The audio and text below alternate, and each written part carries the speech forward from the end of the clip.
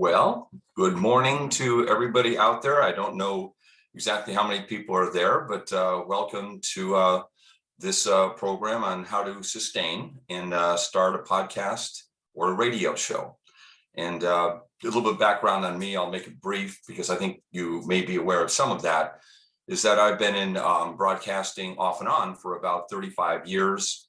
I started a radio show in the 1990s and then became a media buyer in the 2000s, and back to doing radio shows and podcasts currently. So I've been doing this for a number of years and would just like to share with you some of the things I've learned along the way. And hopefully I will be able to get some feedback from you shortly to ask some questions. And I guess the first thing I want to, impart or really stress so much is that it doesn't matter if it's a podcast, it doesn't matter if it's a radio show, it really doesn't matter if it's you're a hawker on the street. I mean, basically, the number one thing that you always want to keep in mind is content. That's number one. And that if you have good content, things will happen and it happen to the positive. If you don't, and say you're trying to get click-throughs and do anything you can do to bring an audience into you, it may be something that you will have a short-term kind of win on that case, but over a while, it's really going to diminish. So I think that is one of the really key things to keep in mind, that whatever content you choose, you will be successful if people want to hear it. I mean, that sounds obvious, but it's so true. And you're always working on your content. There's always experiments that you will be making along the way. Interesting about radio, just some bare facts about it. There's 11,000 commercial radio stations in the country right now. And it's been that way for, maybe the last 40 years or so.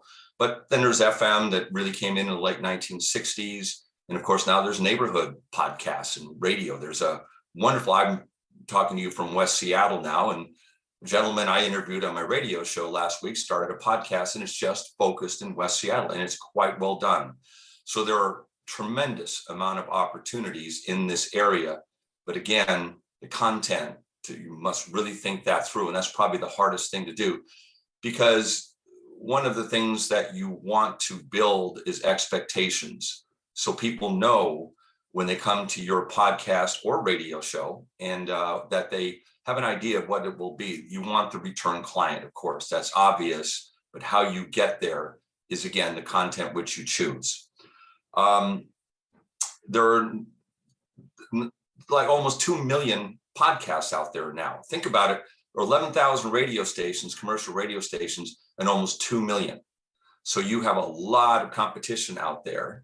And therefore, the most important thing, the step you want to take, is why you want to do this. Why do you want to podcast? There's different ways of doing it. You know, there could be one just general, like you want to interview various people of different backgrounds, which is kind of what I do. But maybe it supports your profession. You're an architect, you're an engineer at WSU, you are something in the area of the Murrow College, of course, into sports or whatever. You want to have a podcast supplementing what you do professionally. A lot of people do that. And I would have to say that's the most predominant reason why people do podcasts, are to do that. So that's number one. Number two, when you're looking at the type of content you want to produce, I've done it two different ways. For example, I had a radio show on, it's the same show, but I changed the format slightly. That I wrote a book about self-employment 2004 and updated it in 2017. And one of the things that I wrote in the book was about starting your own business. I have a quiz and all these sorts of things that go into the contents of the book. But my show is self-employment for you as well. And I ran it that way for a period of time. The positive about doing it that way is everybody knows what your show is about, is self-employment for you. Well, if I'm thinking about starting a business, I may want to tune into this show, but that's a narrow audience.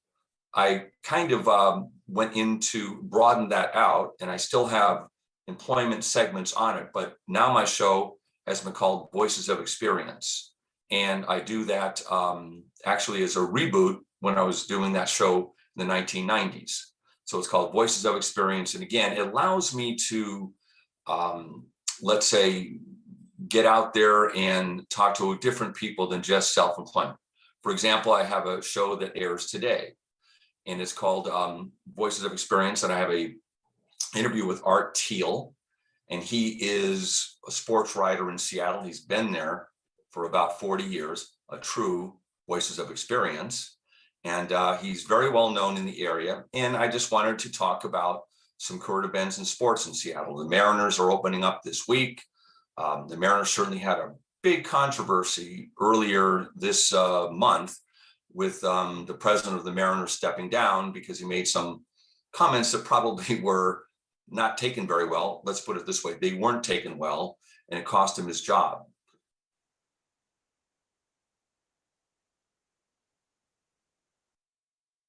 So is because I like to learn about other things out there. And I say that there's not really an interview I've had that I haven't learned something. I pick something up and I go, oh, that's very interesting. I can't say all the time, but that's the next thing we lead to. And that's the why. Why do you want to do this? Well, for me, it's a lot of really trying to keep learning about what people have to say. So I mentioned the Art Teal interview. And one thing that he said, I asked if there was going to be a real hangover with the remarks of the president, which again, of the Mariners, which is no longer there. And he said, like with the media players, there's been some controversy there. Some of the players were cited in his remarks and were very negative. Is it going to be a hangover to the team? Everybody in Seattle is now saying, yeah, there is going to be a big hangover and it's going to hurt the team. Art Teal, who's experienced in this area, said, not the players now. They've forgotten about it. They're worrying about the next fly ball, about the next out. But when it comes up to free agency and they start doing the business and other people across the country, well, it may have some effect in people going, what's going on out there in the Northwest. The second interview was somebody called Hannah Khan. She is from Baltimore, Maryland, but she's Islam, and she studies that religion. She's written some books on Islam, trying to really bridge the understanding of what our view is and what other people think about it. I learned some really interesting things as she visited Pakistan, their views back towards us and us towards them. So I'm saying, you're probably a lot of you with the Murrow College, and you're there because you're curious. And I think that's a real essential thing that you must have in you, that if you want to continue to go on. I'm just going to talk about a couple more things, and then I want to open this up for questions. I'm hoping we can have you participate more in this than just me rambling on here, which I can do pretty well, as you can see. So let's see. I think another thing you want to really take a look at is the frequency of your show. I do a show once a week, a half hour. And, you can do it every day. You can do it, once every 2 months or whatever, once a month. The frequency is something that you want to really think through. And one thing, if you're looking mainly at the podcast, and I'm not doing this per se now, but less is better in terms of time. If you have a 5-minute podcast and it really has dynamite information, you will probably get more people listening to you. And the advantage of a podcast certainly is that people download it on their phone. It can be pinged. People know when you are on the air, or if you just, downloaded your podcast by itself. But again, shorter is better. I mean, there are a lot of talented people out there that can carry an hour show, but that takes a lot of work and a lot of development to get there. I like a half-hour show. I think that's plenty of information for people to get across. But as I said, I'm always changing my format, and I will continue to do that. Again, I go back to self-employment. There are advantages in just doing a show on self-employment in my case, and then when doing Voices of Experience. Maybe I'll split those and do that in the future. Depends on how ambitious I want to be. So let's see. Again, I talked about your expectations, and that's what I want to draw on again, just to emphasize that why you want to do this. Again, supplementing your profession, or you want to go into the business of just interviewing a great deal of different people. You want to talk about yourself and what your views are. You want to have a call in, you want to have back and forth. There's always advantages to that. Let's see, I want to mention one thing, and I talked to a guy shortly before he passed away in this last year. His name was Pat O'Day. And as far as radio goes, there's nobody I've ever had any contact with that was more up on the medium than him. And he goes back to early radio in Seattle in the 1960s and built KJR into being one of the premier radio stations in the country. And I asked him about what is the key to success. And he said, really, radio and podcasts, whatever it is personality driven. People have got to be drawn to you. And one thing that does it, and he said the part of it that really, he would always interview different people to be obviously on the stations and be broadcasters. But he said he'd only have really one question when they come into the room, or one observation. And that is, will this person make me laugh, or will this person make me cry? There's got to be some emotion coming across, because I've often heard radio being referred to as I heard it on the radio. People, even more, it's a much more intimate kind of relationship because of that, because people are imagining what you look like, because they can't see you. And they also, it's a theater of the imagination. They are not hearing or seeing anything. They're in their mind. If you're telling a story, they're going back to what their creativity is. And I think that's really the power of radio or a podcast. I like doing that without having video, by the way. I just think it's good to have the other people put in their minds what they visualize and what their comfort zone is. And that's, in some ways, I miss sometimes Cougar football games back in the days of Bob Robertson, when he would do the play-by-play. And there were very few games on TV back in the, let's say, 70s and 80s, even, and into the, excuse me, the 90s. But you would hear Bob Robertson, the best sports announcer I've ever heard. And I'm not just saying that because I'm WSU, but he was the best. And he would draw the game, the picture. He would do it on the field. His imaging was rather incredible. I want to mention this now, because I don't know how many people are out there. And but I'm going to give you my email address now, and also my phone number. And so you can have that if you have to drop off, go somewhere else, and you have a question that comes to you later. First of all, my email address is paul@caseycommunications.net. And that's Paul, Paul, at CASEY communications.net. Paul@caseycommunications.net. My phone number is 206-459-5536.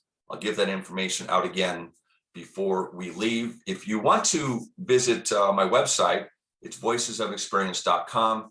You can listen to some archive shows to get an idea of how my show sounds and see what that does for you.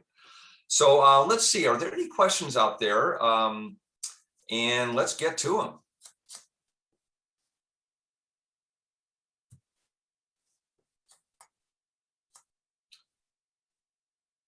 Questions here in chat.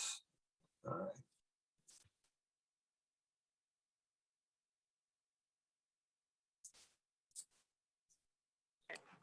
All right. Okay, Paul.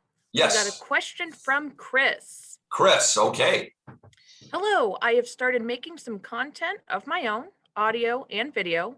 How important is it to remove older content as we grow and advance? Is that something that is recommended? Good question. Let me say this way. All the shows that I have on that I've been doing for 4 years are still on, the podcast. However, there are some shows that I didn't do a good job with, and I wish they weren't. So I think I'm gonna have some removed. The good question is that there are some I'm so embarrassed by. I want to go back and listen to them. I go, I don't want to see that again or hear it again. But I think by and large, once you get into a rhythm, and you are building your podcast, it's good to have an archive because, and then to name it. It's really important, like 4 or 5 words to nail what that's about, because people may peruse your podcast and they may see something down about 6 episodes ago or 8 that's really important to them and that they want to listen to. So I would advise basically to really archive them as much as possible, and then remove the stinkers if you think there's some on there that just don't, resonate right now or are dated. But by and large, I think I would keep the archive and keep them on. Did I answer that? Thanks, Paul. That's great. We got another question here from Joshua. What's the difference between a podcast versus a radio show? A radio show essentially is an AM and FM dial. You have your radio in the car. You access it, very easily. And I have my radio show on KKNW AM. It's part of the Hubbard Media Group here in Seattle. There's like 6 other stations. And again, it's on once a week. And then the podcast part of it, it's just downloaded and people can access that pretty much anytime. They can listen to it 24/7. And again, if you ping a podcast, then you can, listen to it on your own. You can subscribe to it. There's about 5 or 6 platforms that you can put your podcast on. And, Apple, there's Hubbard, there's Westwood One. There's a number of different platforms where you can put that out, but it's not on radio per se. But I have a combination. I have a radio show, again, on the AM dial, and then I have the podcast, which is anchored. So people can visit at any time, and it will flash up on your screen. Like if you get going with a podcast and you get an app or you join a particular group, it'll flash on that you're on the air now, and they can make a choice whether they want to listen to you or not. I would say a podcast is much more intimate, that people are listening to it at a different time. They're not generally in their car. That may change. But right now, they put their headphones on, they're listening to you. Again, it's more one-on-one. I would say that's the difference. So I hope that answers your question there. Thanks, Paul. We've got another question here from Darrell. How important is a video podcast versus a radio podcast? Is there one more popular than the other? Really good question. I have not done a video podcast, and I made a comment earlier, and one size doesn't fit all. This is for me. I do, and this could change. That's what's wonderful about it. I may all of a sudden be on this next year. I go, hey, I got a video podcast now, so or whatever. But for right now, I like the ease of radio and not doing the video part of it. But I've seen some that have, and it's fine. I don't think there's only one answer to that. It's what your comfort zone is. I think the one part of it I like about radio in the podcast without video is that it's easier, it's accessible. I mean, when you have to watch a video, it takes more effort to do that, other than just having the narrative by itself stand taking the place of having a video as well. So I don't know. I lean towards that, but I think there's advantages to both. Next question is from Luke. How much should you incorporate music or other audio cues? Or is it more important, rather, to focus entirely on the content and conversation? I think it's important to have music bed that it identifies your show at the beginning. I have a music that I've purchased, rented, and I've got it through. I can share that with you. It's voices.com or something like that. Oh, I got to remember that. But you can rent or buy little lead-in music for like $49. And I found that to be really good. They have some really good jingles and things like that. But I think it's important. It identifies your show at the beginning, and then in between breaks, you have the same music, or you just transition into the next segment on your show. So no, I would think having music, something at the beginning and at the end at least, and a few, let's say, music jingles in the middle. So I would definitely urge you to do that. And also, when you're coming down to the final minutes, if you're on radio, you have 20, like on KKNW, I have 28 minutes. I don't have 28 minutes in 1 second. I got 28 minutes. So I sometimes use the music to bridge that. And that's what bumper music is used a lot for. So to answer your question, I would say, absolutely do that. And if I can't remember the name of the organization, I go and get the music. I will get it to you. Again, if you want to call me, 206-459-5536 on that, I will let you know about that. We've got another question here from Cameron. I just started a podcast and am having guests on the show is a majority of the podcast. What are your interviewing tips with guests who may not be as engaged? Well, I think you gain after you're doing it for a while. You get better and better at being able to figure that out before. And I think that you then say, basically, you give a time frame of 5 to 10 minutes for an interview. Let's say that's what I do, but maybe you've got a different format. You're doing a 2-minute interview and you have to edit it down, which, by the way, is the most important part, I think, of getting a good show out there is editing. There's a lot, like, get rid of the knows, just like I just did. There's things like that.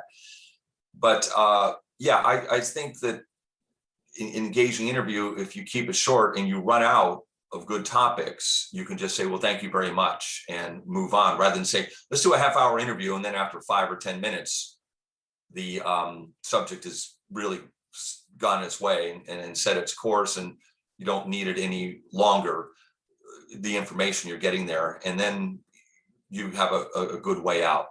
But I have found over the years, if you have a subject that you really want to talk about, I haven't found that a big issue that much. I mean, usually you find really good people. They're very accessible. They're very happy to be on your podcast. They want to help, and they have egos. Everybody does. And they're very flattered to be asked to be on something like that. So I wouldn't worry so much about that. You probably won't run into that a lot, because you'll find out the topics that you want to talk about. You'll go out and get the people. And usually you'll find people that are pretty engaging, because you'll hear them on other shows, or you'll run into them at some point at a speaking engagement, and you'll come up to them and say, hey, I'd like to have you on my podcast. So hope that helps. We've got a question from Will. If I wanted to get a sports radio show started up, how could I promote it to make sure that it won't flop on the first broadcast? Also, go Mariners. All right. Thank you, Will, for that. Let's see.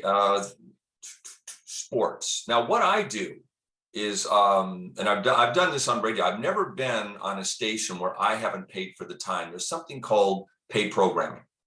And the Hubbard Media Group has one station, which I'm on, KKNW AM. All it is everybody's on there with different shows, and they pay for their time. So I pay for 28 minutes, 1 day a week, and then it's rebroadcast the next day. And so I own that 28 minutes. So if you wanted to be on a KKNW, you could pay for your time and do a sports show and do whatever you want. I agree with you about the hesitation to get out there and promote it heavily. I advise people not to do that. And I haven't done that myself, because I'm still trying to work on my format per se. But yes, get on there and stumble around, and don't promote it out there. Just get used to the microphone, get used to what you're doing, get used to your techniques, get it out there. You need that pressure to be on radio or doing it, or your podcast. But on radio, then start promoting it as you get your format. If it's a half hour, whatever you want to do, as you get comfortable, then start out promoting it. And the best way you can promote your show is word of mouth on Facebook and going to other mediums like that, LinkedIn. You can get a lot of people built up that way. But when you get to your comfort zone, but use the first several months of just kind of experimenting around before you get out there and do it. There's a story that I will relate in this matter, and it has to do with the television station here in Seattle, Cairo TV. And I remember years ago, they did this format change as to how they were going to deliver the news. And they spent millions of dollars promoting it. News out of the box. This is going to be incredible. This is going to be amazing. By the time they did this and they changed the format and the way they delivered the news, like the anchor was walking around the studio and other things were happening, it was a mess and they stumbled around each other. But they built this audience up that was so big because they kept promoting, this is happening, this is going to occur on Monday. What is this news out of the box? Then it just became a bunch of anchors running into each other. It was a fiasco. And about a week later, they pulled it. Or no, maybe it wasn't that quick, but it was pretty quick. They shut it down. And it was kind of the running joke for a while. And I learned from that. I would just say they shouldn't have promoted it, maybe started with the new format change on a Monday, and then they started getting comments in, and then people would go, what are you doing here? And then you could shut it down easy. So I'd say the same with doing a radio show. Start small, get comfortable with your format, then blast it out. Got another question from Mary. Mary says, I am pursuing a career as a radio personality. What are some ways to stand out to future employers? What are they looking for in an on-air personality? Well, it depends on what you want to do now. You say on-air personality. I imagine that would be, on a general radio station. I think I made a kind of a recommendation on that. Is that, again, if you're a Pat O'Day, and I'm pretty sure this is with every general manager, obviously they're looking for ratings. I mean, that's the name of the game. And it's a major struggle to stay on top.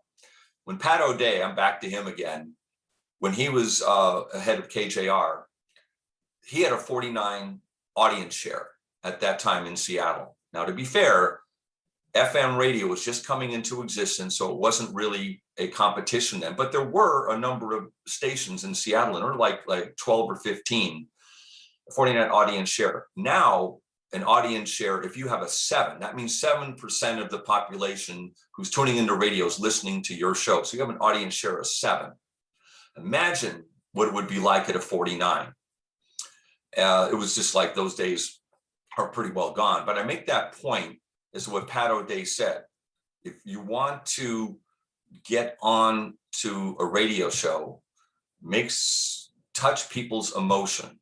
You make you laugh, make you cry, somewhere in between, that you would really try to bring to every radio show. You're a personality that someone really wants to listen to.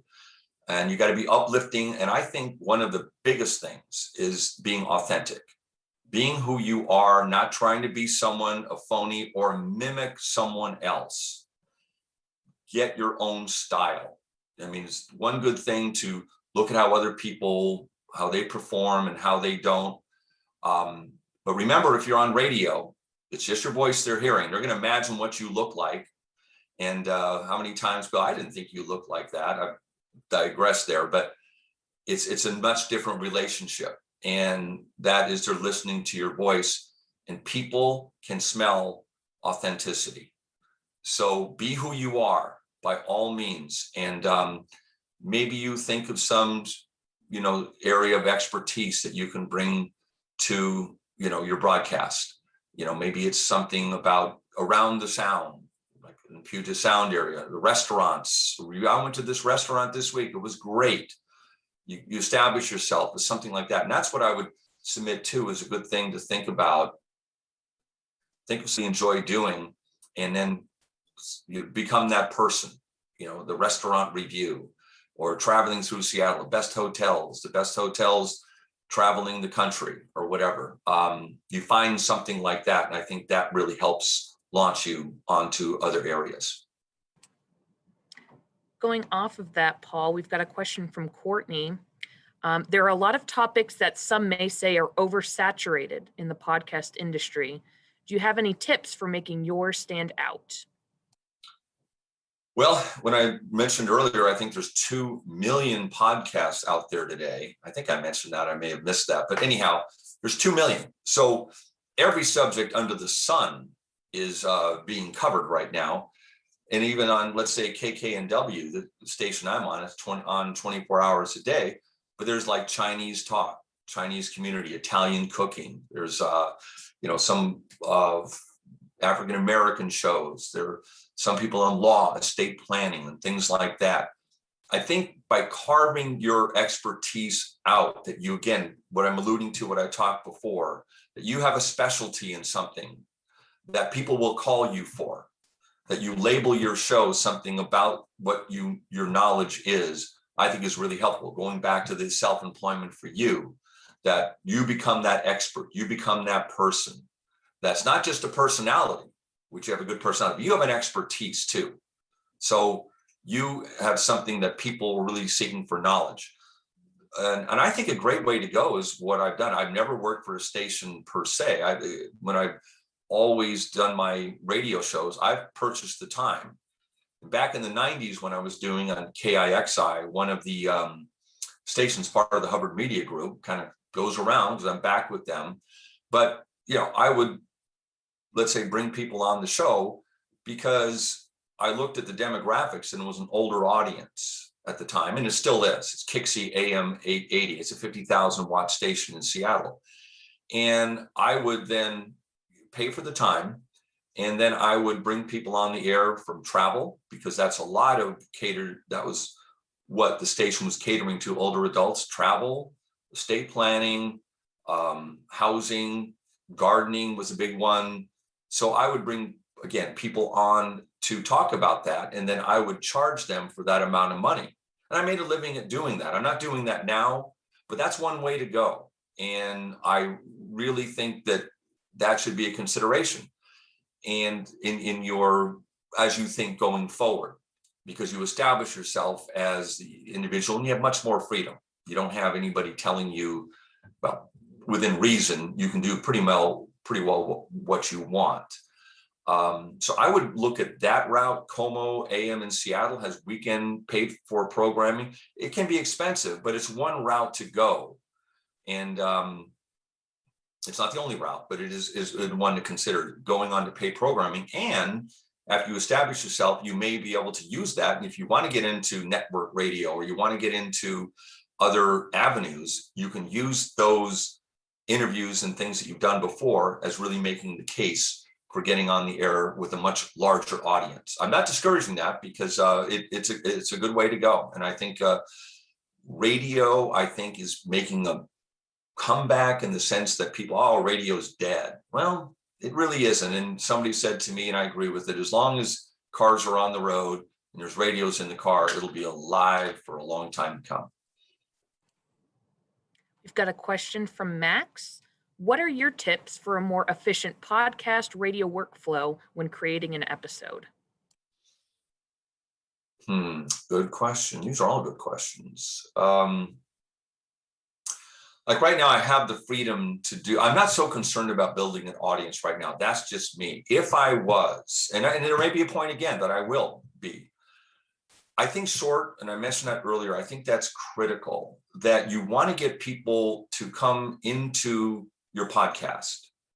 And that when you do that, when people come to you, if it's 2 or 3 minutes long and they hear something really powerful, they'll come back. If it gets out and it goes on and on and on, then you'll lose people, I think. So it's a slippery slope again about what you do. Like, is this podcast? Is this about architecture? That's very specific, and you have architecture experts on the air, but everybody knows what your show is about, versus being more broad. And if you're more broad, that's a little bit more challenging too, because like today, I mentioned Art Thiel's going to be on my radio show. He's sports. Well, a lot of people are into sports, a lot aren't. But that's kind of what you will mix. And I do believe that if you do it for a long period of time, you will get your footing. And that will emerge as to what fits for you. I wouldn't overthink that. I would get good, compelling guesses. I mentioned at the beginning, it's really all about content. And if people are hearing good content, they will return. But it takes time. I think myself, I can, look at myself, looking at what I've done, getting impatient to think that I want this audience, not to worry about that. I've been doing this 4 years now in a row. I have a system I've developed, I'm not worried again about building the audience, but I'm saying you're in this for the long haul. Don't get discouraged. Do it 2 or 3 years before you even think about building an audience per se. And that sounds like a long time now, but it goes quickly. And if you approach it like that, I do think, and you're really, you really want to make this work, and you get into your rhythm, it becomes part of you, then, good things will happen. And it will happen where you'll get a call or somebody saying, I heard your podcast, because you've been hanging in there a long time. It may not be going as fast for you as you think it should, but someone may give you that call and contact you going, hey, I want you on my platform. I want you to share, and things like that, which has happened to me. And I've also had other people I brought onto my platform. So again, worry about content, worry about authenticity, and worry about really making the show something that people want to come back to. I think short is better. Awesome. We've got a question here from Paul Bowles, who is saying, great class. Paul Bowles. Oh my goodness. I haven't talked to him in a long time. How are you? Paul is doing great. He's got a question for you. Uh-oh. His question is, what are some of your tips and tricks in terms of audio production for capturing attention and evoking emotion? That's right up his alley. Let's see. I don't know if I have any tricks, or I think one thing that I do that I started in the last couple of years is that I will put on the beginning of my show, I haven't done it lately for technical reasons, but I'm not going to go into that. But I think it's really important at the top of your show, take the best clip that you got from the interview that you had and put it at the beginning. And then let's say you have 2 or 3 interviews, just all 3 in a row. And then you can say, that's this person, and that. And the most compelling thing that they said. And then somebody go, wow, I got to hang with this. I got to hear what they had to say. That's one of the things that I do. I like to have, I think, talked later, some bridge music in terms of separating the segments. And that I think is beneficial and helpful. But I think, just letting people be themselves, talk themselves. And what I do now is that, again, I will do 15, 20-minute interviews, maybe 25. I cut them down to 8 minutes, and I take the best of what I've heard. And that's how I kind of piece it together. And hopefully it's the most compelling part. Because again, I and my guests have a tendency to ramble, and I can do and be as guilty as anybody. I'm working on making my questions as short and to the point, and not try to be someone who's the expert and just show everybody what I know about this subject because I'm so smart. That's not what you're there to do. You're there to talk to the person out there who's the expert in the field you're interviewing them. So when I ramble on too much, I will cut my question down. And I think that's a real thing that I'm still trying to develop to do that much better.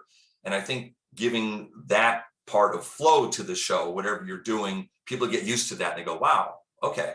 Because I get really tired of people who are rambling on like I'm doing now.